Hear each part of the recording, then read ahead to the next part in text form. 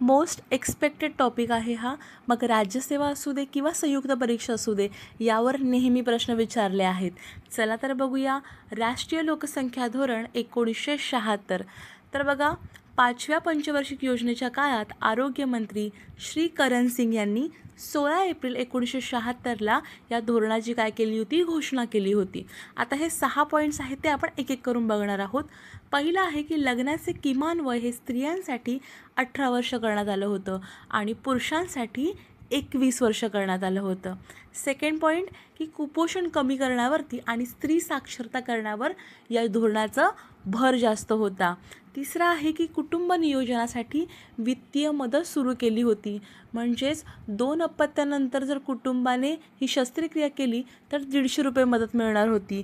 जर 3 अपत्यानंतर केली तर 100 रुपये आणि जर त्याहून जास्त अपत्यानंतर केली तर 70 रुपये इतकी वित्तीय मदत मिळणार होती. आता लहान कुटुंबाच्या तत्त्वांचा प्रसारासाठी किंवा प्रचारासाठी मोठ्या प्रमाणावर प्रसारमाध्यमांचा वापर करण्यात आला होता. नंतर 6व्या पंचवार्षिक योजनेअखेर जन्मदर 25 करण्याचं लक्ष ठेवण्यात आलं होतं. किती?